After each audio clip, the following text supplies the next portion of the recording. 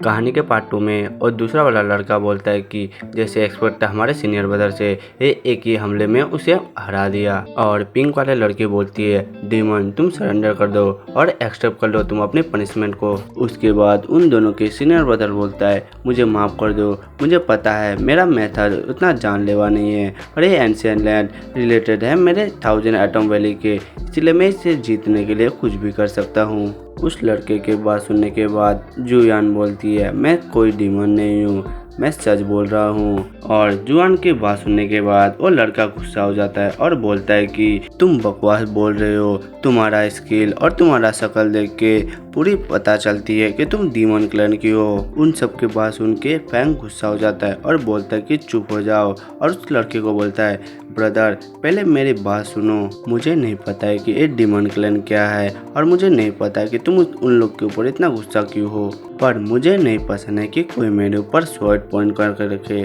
और ऐसा बोल के फैंग उसके स्वॉर्ड को एक उंगली से तोड़ देता है और उस स्वॉर्ड को टूटने से वो सीनियर ब्रदर डर जाता है और बोलता है कि एक कैसे एक उंगली से मेरा स्वॉर्ड तोड़ सकता है। और फैंग बोलता है कि मुझे माफ़ कर दो, तुम गलत आदमी से पंगा ले चुके हो। उसके बाद फैंग उस लड़के को थोड़ा सा धक्का मार देता है और वो लड़का बहुत दूर जाके गिर जाता है। उसके बाद फैंग डर के मारे बोलता है मुझे माफ़ कर दो, मेरे ताकत पे कंट्रोल नहीं रहा, मुझे पता नहीं है मैं अपने ताकत को कैसे कंट्रोल करूँ। उसके बाद उसके सीनियर ब्रदर को इतना दूर जाके गिरते हुए देख के और दोनों लड़का और लड़की उसके पास जाते हैं और बोलते कि सीनियर ब्रदर अब ठीक हो ना। उसके बाद फैंग मन में सोचता है कि मैंने अभी इसे हराया पर मेरे पास और लाइटिंग बॉल नहीं आया और मैं अपने जब भी दुश्मन को हराता हूँ और लाइटिंग बॉल मेरे सामने दिखाई देते हैं। उसके बाद उसका सीनियर ब्रदर उड़ जाता है और वो लड़का बोलता है सीनियर ब्रदर अब ठीक हो क्या, पर उसके सीनियर ब्रदर को सदमा लग जाता है उस स्वॉर्ड टूटने से और बोलता है कि एक कैसे हो सकता है, ये स्वॉर्ड मेरे मास्टर ने दिया और ये आसानी से कैसे टूट सकता है।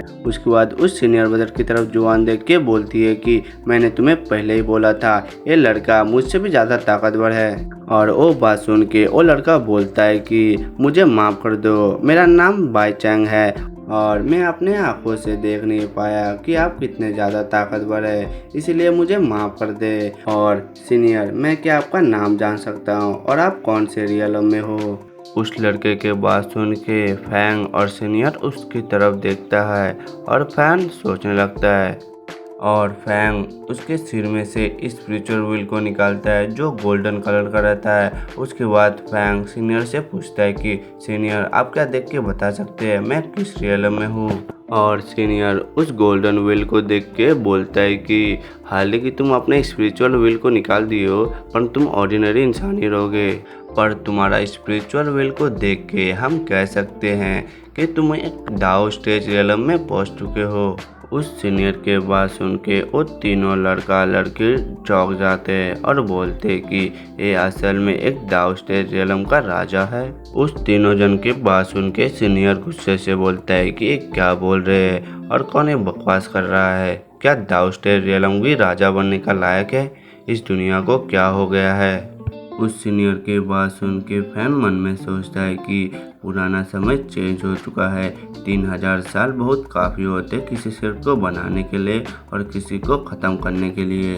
और अचानक से कोई चिल्ला उठता है और कहता है कि सब मेरे बात सुनो, इसके बात मत सुनो, ये सबको पागल बना रहा है और ये दाओ स्टेज रियलम में भी नहीं है। वो सब पिंक वाले लड़की बोलती है और कहती है कि मेरे जूनियर सिस्टर ने ये सब मुझे बताया था। उस लड़की की बात सुन के उनमें का तीसरा वाला लड़का कहता है कि हाँ मुझे याद है उसे, वो बोले थे कि दाओ स्टेज का स्पिरिचुअल व्हील बहुत बड़ा होता है मगर हम इसे देख सकते हैं, ये स्पिरिचुअल व्हील बहुत छोटा है। उसके बाद वो पिंक वाले लड़की हाथ में एक तलिस्मान लेके बोलती है मैं इस फेक दाओ रियलम कल्टीवेटर वालों को दिखाना चाहता हूँ कि ये कितना ज़्यादा ताकतवर है। ऐसा कहते ही वो लड़की वो तलिस्मान को फैंग की तरफ फेंक देती है और वो तलिस्मान जाके फैंग के सिर पे लगता है। और फैंग सीनियर से पूछता है कि सीनियर एक क्या चीज़ है। उसके बाद सीनियर बोलता है कि ये आत्मा को काबू करने वाला तलिस्मान है मगर ये ज़्यादा हाई लेवल वाले बंदे के ऊपर काम नहीं करता। और लड़की बोलता है कि सीनियर ब्रदर चलो उनमें से एक जन का बॉडी हिल नहीं पाएगा, हम जाके अभी उन लोग को मार देते हैं। उस लड़के की बात सुन के फैंग बोलता है कि क्या बे, कौन बोल रहा है कि मैं अपनी बॉडी को हिला नहीं पाऊंगा। फैंग की बॉडी को हिलते हुए देख के वो तीनों जन चौक हो जाते हैं और बोलते कि ये सच में डाउ स्पिरिचुअल में है। उसके बाद फैंग उन तीनों जन की तरफ देखता है और कहता है कि अभी थोड़ी देर पहले मुझे कुछ अच्छा नहीं लगा और मैं जानना चाहता हूँ वो क्या चीज़ है। और फैंग उसकी आंखों से वो पिंक वाले लड़की को घूर से देखता है और उसकी तरफ एक मुक्का मारने चला जाता है। और फैंग को ऐसा करते हुए देख के उसके दोनों सीनियर और जूनियर ब्रदर डर जाते हैं और कहता है कि जूनियर सिस्टर संभल के। उसके बाद फैंग इविल तरीके से हंसता है और बोलता है कि मिस, आप कितने देर से अपने आप को छुपा के रखोगे। फैंग के बात सुन के वो लड़की भी इविल तरीके से हंसती है। उसके बाद फैंग उस लड़के को मुक्का मार देता है और सब लोग एक चीज को देख के शॉक हो जाते हैं। उसके बाद वो लड़के बोलती है कि ब्रदर तुम बहुत जल्दी कर रहे हो, इससे मुझे थोड़ा सा हर्ट हुआ। वो बात सुन के फैंग चौंक जाता है और उसके बाद वो लड़की बोलती है मैं क्यूरियस हूँ, आप मेरे आइडेंटिटी को कैसे ढूंढ पाए। और हमें बताया जाता है कि वो डीमन क्लैन की यंग हुई है। दोस्तों मैं आपको एक बात बताना चाहता हूँ, मैं जो डीमन क्लैन बोलता हूँ वो क्लैन असल में वायु क्लैन है और इसे मैं डीमन क्लैन इसलिए बोलता हूँ क्योंकि मुझे वायु क्लैन बोलने में अच्छे से नहीं जम रहा है, इसलिए मैं उसे डीमन क्लैन बोलता हूँ। पिंक वाली लड़की के ट्रू आइडेंटिटी को जानने के बाद उसके दोनों सीनियर और जूनियर ब्रदर बोलते हैं एक कैसे हो सकता है, जूनियर सिस्टरलिंग असल में एक डीमन क्लैन से एक डीमन है।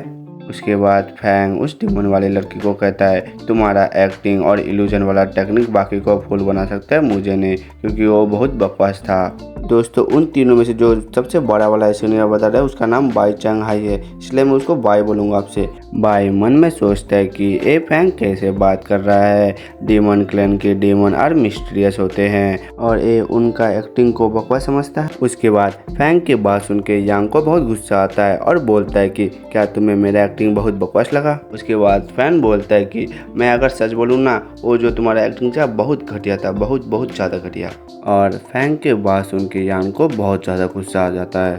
उसके बाद फैंग कहता है कि मुझे वहाँ पर शक हुआ जहाँ तुम अपने साथी को ज़बरदस्ती बार बार मेरे ऊपर हमला करने बोल रहे थे और तुम अपना शॉर्ट कुआ भी रिलीज किया था और तुमने मेरे ऊपर सोल तलिस्मान से भी हमला किया था, इसीलिए मुझे तुम पर शक हुआ था। और यहाँ पर सिर्फ एक ही बात पता चलता है कि तुम एक धोखेबाज हो। फैंग के बात सुन के यांग बोलती है कि तुम सभी को मेरे आइडेंटिटी पता चल गया है, अब मेरे एबिलिटी को छुपाने का कोई ज़रूरत नहीं है, अब मैं तुम्हें बताता हूँ कि मैं कितना ज़्यादा ताकतवर हूँ। ऐसा बोलते ही फैंग की तरफ वो हमला कर देती है अपने कपड़ों से। उसके बाद फैंग उसके कपड़े को पकड़ लेती है और बोलता है कि ये सब मेरे ऊपर कोई यूज नहीं है और तुम मुझे कभी हरा नहीं पाओगी। फैंग की बात सुन के यांग कहती है कि मैं तुम्हें कभी नहीं कहा था कि मैं तुम्हें हराऊंगा और वहाँ से भागने लगती है। उसके बाद फैंग उसको देख के बोलता है कि क्या तुम यहाँ से भागना चाहते हो।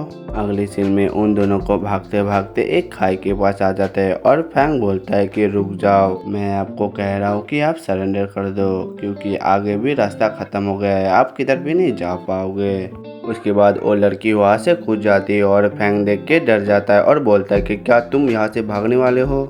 और यांग वहाँ से कूदते हुए बोलती है कि ए बच्चे, तुम मेरा नाम याद रखना, मेरा नाम यांग वाई है। और यांग वहाँ से कूद जाती है और फैंग देखता ही रहता है। उसके बाद फैंग जब भी खाई से नीचे देखता है उसे फूल दिखते हैं चारों तरफ घूमते हुए।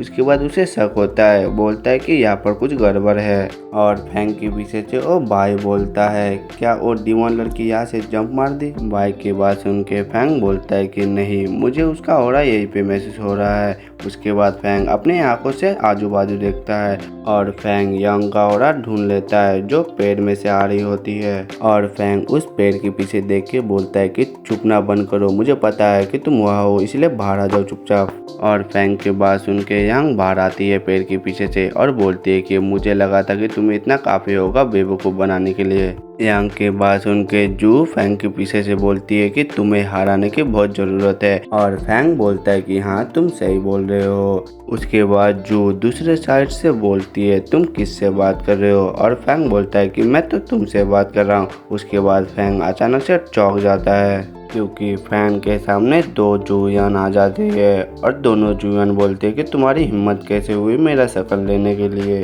उसके बाद हमें फैंग को दिखाया जाता है जो टेंशन में होता है और बोलता है कि इनमें से कोई एक फेक है जुयान। और अगले सीन में हमें दोनों जुआन को दिखाया जाता है जो फाइट कर रहे होते हैं और बोल रहे होते हैं कि तुम हो फेक। उसके बाद दोनों हाथ और मुक्के से मार पीट रहे होते हैं। उन दोनों को फाइट करते हुए देख के हमारा फैंग बहुत मजा कर रहा होता है और बोल रहा होता है ऐसे ही करते रहो। उसके बाद हमें अगले सीन में जियान को दिखाया जाता है जो रस्सी से बांधी हुई होती है। और भाई लोग जहाँ जहाँ रस्सी बांधी होते हैं मैं वो बोल नहीं सकता, आप देख के पता कर सकते हो जो कहाँ कहाँ रस्सी बांधी है। उसके बाद फैंग उसको रस्सी बांधते हुए देख के मजा आ जाता है और बोलता है कि भाई क्या बांधी है, ऐसा तो मुझे भी बांधना है। उसको देख के उसका सीनियर बोलता है कि तुम कितने बड़े ठड़की हो। और वो सीनियर अपना हथियार फैन के मुंह में डाल देता है। मैं बात कर रहा हूँ रुमाल की, और कुछ और मत सोचना। उसके अगले सीन में हमें दोनों जुआन को दिखाया जाता है जो आपस में आमने सामने रहते हैं। और एक जुआन बोलते हैं क्या तुम क्या लोगों को ऐसे ही धोखा दे सकते हो, क्योंकि तुम ऐसे ही हो और तुम ऐसे बंधे होके खेलना चाहते हो, पर तुम मुझे कैसे हराओगे ऐसे।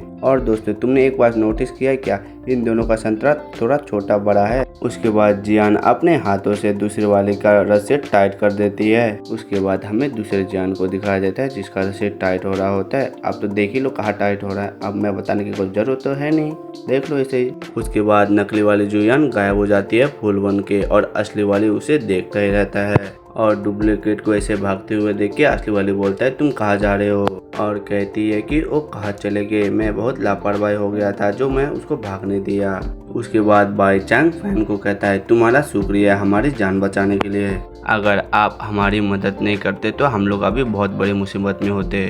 उसके बाद बायो को ऐसे बात करते हुए देख के उसका जूनियर बोलता है सीनियर ब्रदर अपने बॉडी को संभालिए, आपको बहुत ज़्यादा चोट लगा है और हमें सबसे पहले 1000 एटॉमिक वैली में वापस जाना चाहिए। और जूनियर की बात सुन के बायो बोलता है कि तुम क्या बोल रहे हो, ये तो सिर्फ छोटा सा इंजरी है, इसकी वजह से हम लोग वापस क्यों जाएंगे, हम यहाँ पर आने के लिए कितना मुश्किलों का सामना किया है। और फैंग उन दोनों को बात करते हुए देख के बोलता है कि छोटे भाई तुम अपना टाइम वेस्ट कर रहे हो, ये जगह पर कुछ नहीं मिलेगा क्योंकि ये वेस्ट लैंड है और तुम अपना इंजरी को पहले देखो, यहाँ से चले जाओ। फैंग की बात सुन के बायो को झटका लगता है और बोलता है कि क्या ये वेस्ट लैंड है और यहाँ पर कुछ नहीं मिलेगा। और अपने गले पे तलवार रख के बोलता है कि क्या हेवन भी हमारे 1000 एटम वैली को डिस्ट्रॉय करना चाहता है। उसके बाद उसका जूनियर ब्रदर बोलता है कि सीनियर ब्रदर ऐसा मत करो। और उन दोनों का हरकत देख के फैंग बोलता है कि एक जो लड़का है जो यंग है वो अपना होप खो बैठा है और मरने जा रहा है। और बायो से कहता है कि ब्रदर मैं तुमसे एक सवाल पूछता हूँ, और कहता है कि ये दुनिया बहुत बड़ा है, तुम ऐसे कैसे कह सकते हो कि यही जगह पे ट्रेजर है और बाकी जगह पे नहीं है।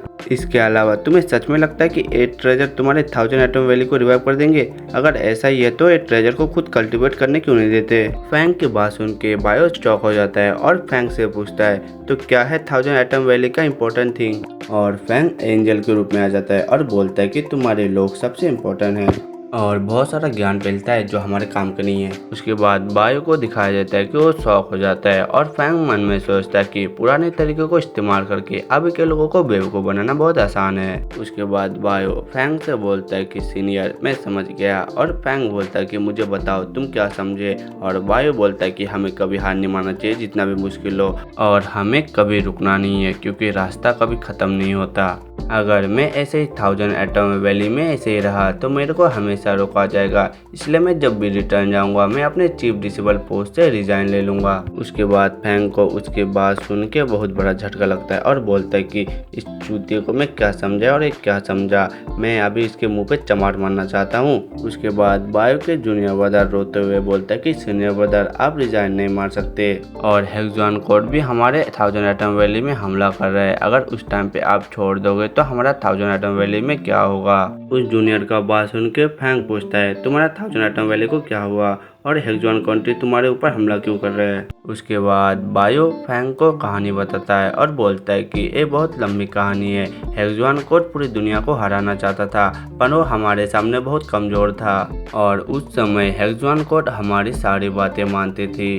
उसके बाद हमारे चीफ एल्डर का डिसेबल एक भाग गया और हमारे क्लैन के सीनियर मेंबर मरने लगे और सीरियस इंजरी होने लगे। उसके बाद हमारा 1000 एटम वैली कमजोर होने लगे, इसी की वजह से हेक्सॉन कोड अभी अभी हमारे ऊपर हमला कर रहे हैं। उसके बाद बायो का जूनियर ब्रदर बोलता है, सीनियर ब्रदर अगर आप अभी छोड़ दोगे तो 1000 एटम वैली आपको गद्दार माना जाएंगे, जैसे 3000 साल पहले चीफ डिसाइबल के साथ हुआ था। उसके बाद उन दोनों की बात सुन के फैंग मन में सोचता है कि रुको, ये क्या हो रहा है, ये मुझे ऐसा क्यों लग रहा है कि उन लोग का जिंदगी और झंड होते जा रहा है और मैं दुनिया में आने के बाद हर चीज खराब होते जा रहे हैं। मैं दूसरे को अच्छे से समझा रहा हूँ पर वो और भी खराब होते जा रहा है। ऐसा तो नहीं मैं जो इन लोगों को करने को बोल रहा हूँ उसकी वजह से उसका 1000 एटम वैली बर्बाद हो जाएगा। ये सब सोच के वो डरने लगता है और कहता है कि अपने आप को शांत हो जाओ, इसका 3 रास्ता है। पहले के समय में 1000 एटम वैली बहुत ज़्यादा ताकतवर हुआ करती थी, अभी वो बहुत जल्दी से कमज़ोर हो रहे हैं और मुझे डर है कि उसके एल्डर लोग मुझे मारना चाहेंगे।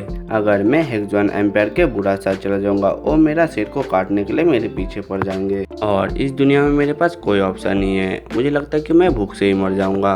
और ये सब चीज़ के बारे में सोचते हुए फैंग बोलता है कि शांत हो जाओ, ऐसा लग रहा है कि गेम में कोई मिशन दिया है, मैं गेम एम्परर ये मिशन को जरूर कंप्लीट करूंगा। उसके बाद फैंग बाय के गले में हाथ डाल के बोलता है कि भाई मुझे रहने के लिए एक जगह चाहिए। उसके बाद हमें बताया जाता है कि भाई फैंग को एक ग्रैंड मास्टर के रूप में देखता है। उसके बाद फैंग बोलता है कि क्यों ना मैं सेंट्रल वैली पे तुम्हारे साथ जाऊँ, वहाँ से जाऊँगा तो मैं अपना एक दोस्त को भी मिल पाऊंगा, तुम्हें कैसा लगा। ये बात सुन के दाव बहुत खुश हो जाता है और बोलता है कि क्या आप मेरे साथ चलोगे, मैंने जितना भी गलत किया वो आप सही करोगे और मैं आपके इतने बड़े काइंडनेस को कभी नहीं भूल पाऊंगा। अगर आपको फ्यूचर में कुछ भी चीज़ चाहिए मुझे बताना, मैं बाई चांस आपके लिए कुछ भी कर सकता हूँ, मर भी सकता हूँ या मार भी सकता हूँ किसी को। उसके बाद बाय फैंग से पूछता है कि सीनियर ब्रदर हम कब निकलेंगे यहाँ से। उसके बाद फैंग बोलता है कि रुको मुझे एक चीज़ पहले तैयार करने दो।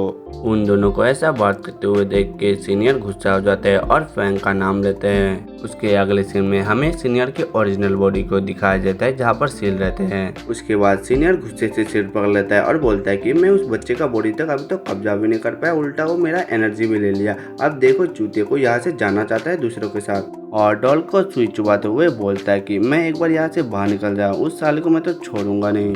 उसके बाद सीनियर के पास एक जान आ जाता है और कहती है कि मैं अपने एंसेस्टर को रिस्पेक्ट देता हूँ और सीनियर उसे देख के थोड़ा सा चौंक जाता है और अगले पार्ट में देखेंगे कि सीनियर किसको देख के चौंक गया।